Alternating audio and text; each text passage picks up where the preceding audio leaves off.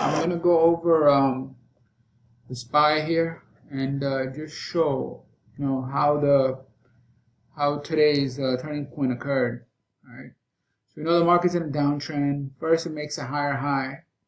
So immediately you want to mark that. You don't have to mark it, but just like be aware. It makes a higher high about 5,600,000. So it's about 5.6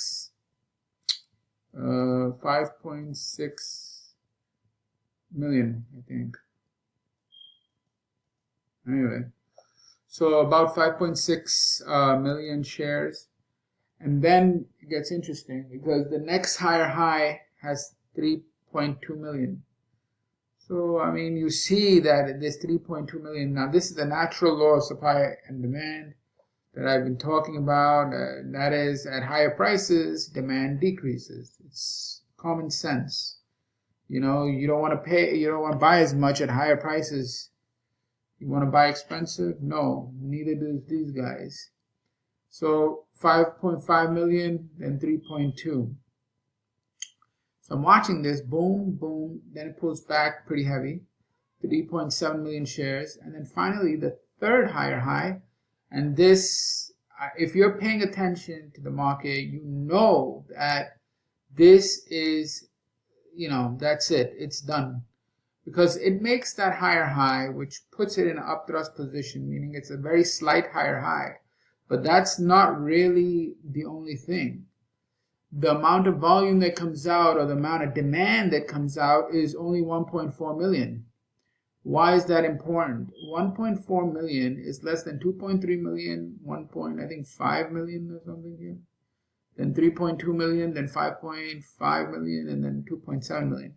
This is the lowest volume on an up wave in the session.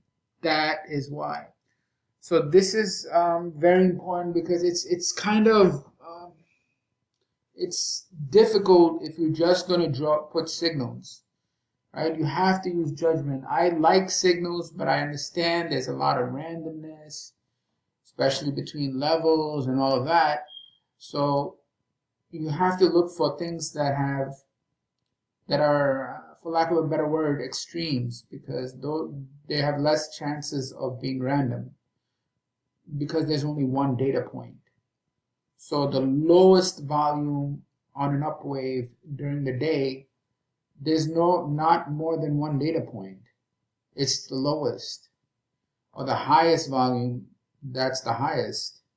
So those extremes have less likelihood of being noise because they're such extreme values. Noise, typically there's a lot of data points like, multiple waves and bars and patterns and stuff like that. So anyway, so this here is a higher high, but it's on the lowest volume. That's your lack of demand. For sure, that's the lack of demand, because as you know, as prices increase, the demand decreases. And this clearly shows you the decrease because it's the lowest demand on an up wave. After that, you have some selling. You have low highs, low lows. And what's interesting is the volume is even lower, 8 and 2. What does that mean?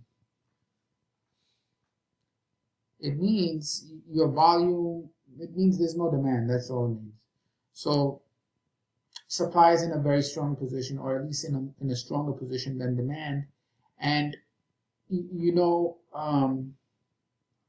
what you need for a turn, for prices to go back down or a rotation to go back down, the supply has to be high and demand has to be low. We have the low demand, but you don't see the clear print of high supply. The reason you don't see it is because the down waves are interrupted by these minor up waves.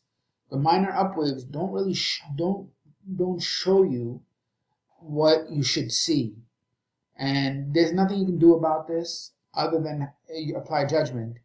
You see over here that this is a 1 bar wave. If you take it out, what do you have? 24 plus 15, right? So it's like 39.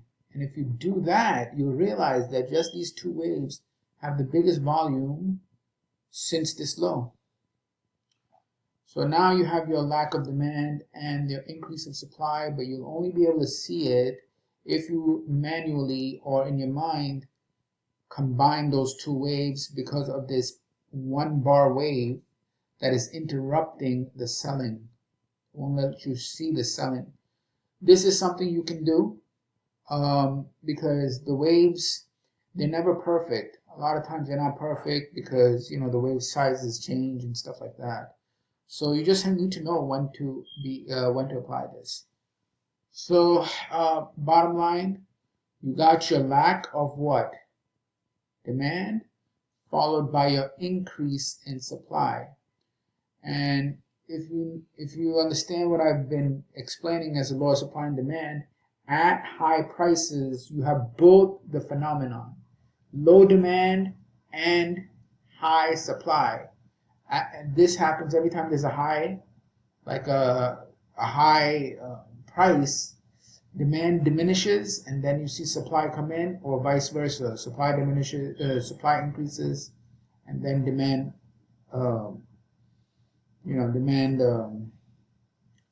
withers off. So I mean, you see both, and they're next to each other.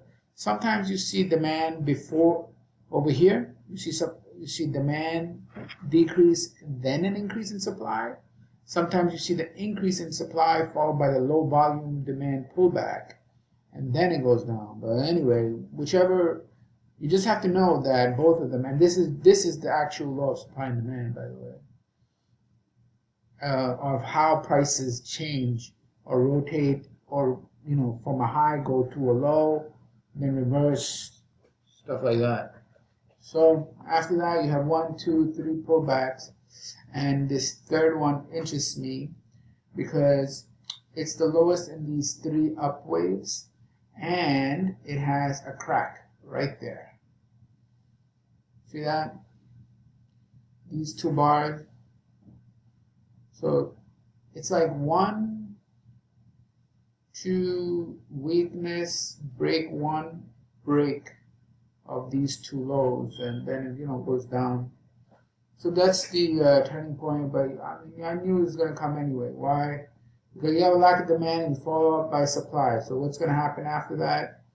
This is the up thrust, right? Up thrust or Shoneil thrust or whatever. Then what happens is you have a pullback. That pullback has a tendency to test 2 areas. One is either ice, which is the low before the high, or the high bar. That's when it's a deep test, and it did that. Bing, right here in the high bar. Test.